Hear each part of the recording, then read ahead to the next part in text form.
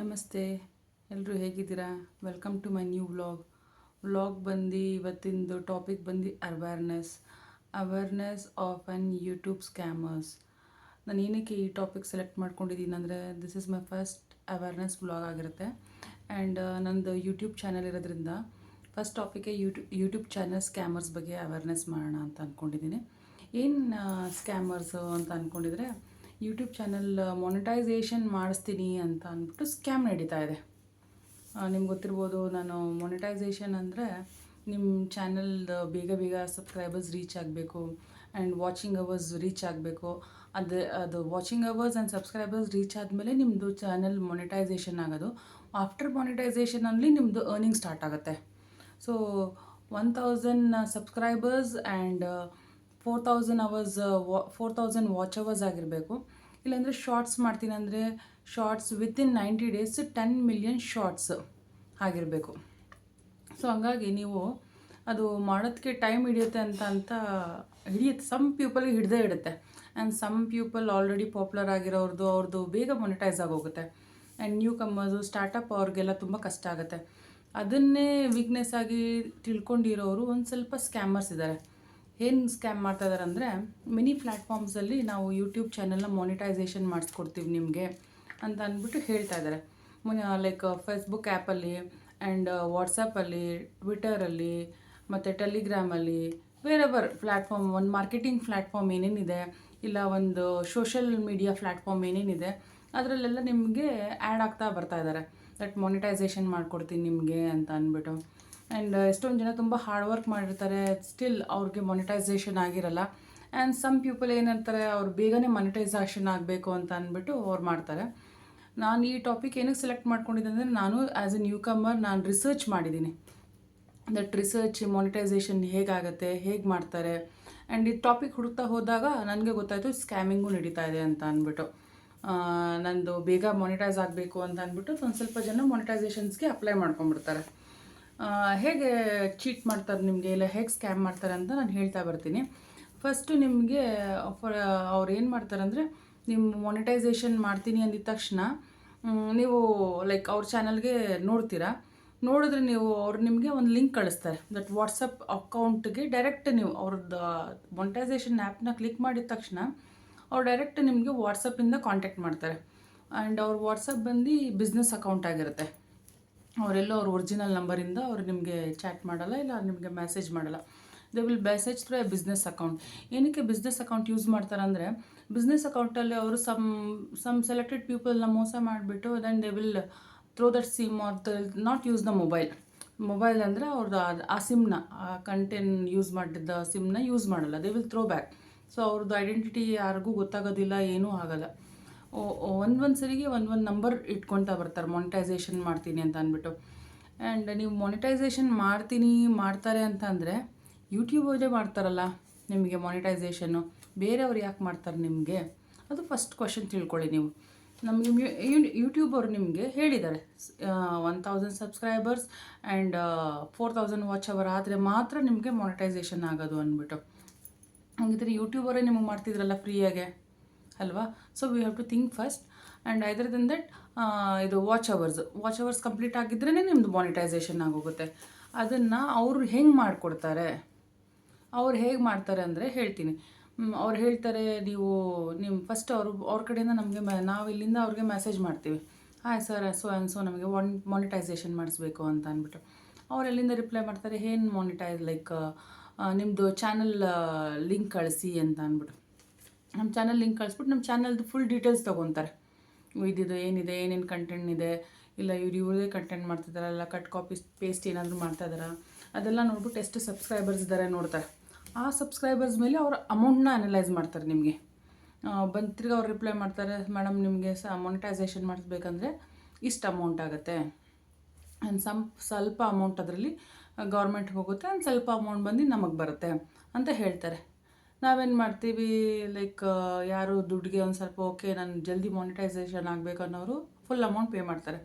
Some negotiation ಮಾಡೋರು ಇರ್ತಾರೆ, ಅವ್ರೇನು ಮಾಡ್ತಾರೆ, ಸರ್ ನನಗೆ ಇಷ್ಟು ಅಮೌಂಟ್ ಆಗಲ್ಲ ಅಂದಾಗ ಅವ್ರೇನು ಮಾಡ್ತಾರೆ, ಮೇಡಮ್ ನನ್ನ ಅಮೌಂಟ್ ಡಿಡಕ್ಟ್ ಮಾಡ್ಕೊತೀನಿ, ಬಟ್ ಗೌರ್ಮೆಂಟ್ಗೆ ಕೊಡೋ ಅಮೌಂಟ್ ನೀವು ಗೌರ್ಮೆಂಟ್ಗೆ ಕೊಡಲೇಬೇಕು, ಸೊ ನೀವು ಇಷ್ಟು ಅಮೌಂಟ್ ಪೇ ಮಾಡಲೇಬೇಕು ಅಂತ ಹೇಳ್ತಾರೆ. ನಾವು ಅದಕ್ಕೆ ಓಕೆ ಅಂದ್ಬಿಟ್ಟು ನಾವು ಅವ್ರಿಗೆ ದುಡ್ಡು ಕಳಿಸಿದ್ಮೇಲೆ ಅವ್ರು ಏನು ಮಾಡ್ತಾರೆ, ಮೇಡಮ್ ಇವತ್ತು ನೈಟ್ ನಿಮ್ಮದು ಮಾನಿಟೈಸೇಷನ್ ಸ್ಟಾರ್ಟ್ ಆಗುತ್ತೆ ಅಂತ ಹೇಳ್ತಾರೆ.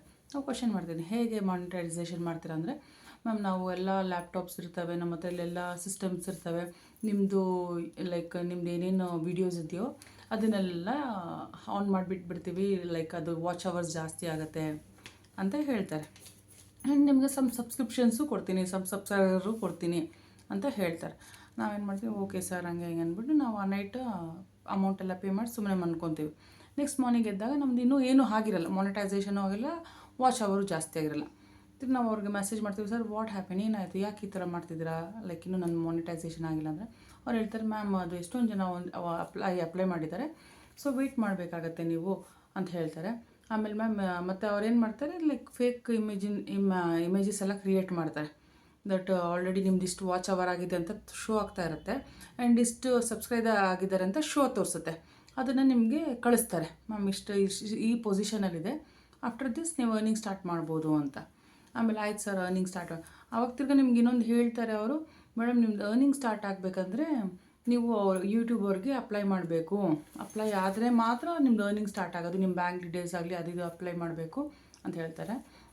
ನಮಗೆ ಗೊತ್ತಿಲ್ಲ ಸರ್ ಅನ್ನೋರಿಗೆ ನಾವೇ ಮಾಡಿಕೊಡ್ತೀವಿ ಅಂತಾರೆ.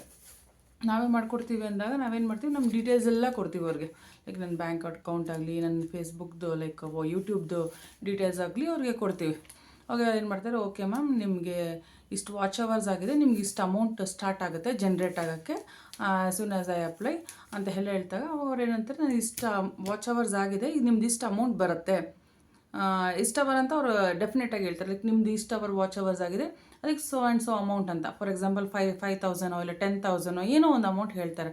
ಅವಾಗ ಏನಂತ ನಾವು ಖುಷಿಯಾಗಿ ಓಕೆ ಸರ್ ಅಂತಂದು, ಮ್ಯಾಮ್ ಆ ಅಮೌಂಟ್ ನಿಮಗೆ ಬರಬೇಕಂದ್ರೆ ನೀವು 10% ಕೊಡಬೇಕು ಅಂತಂತಾರೆ.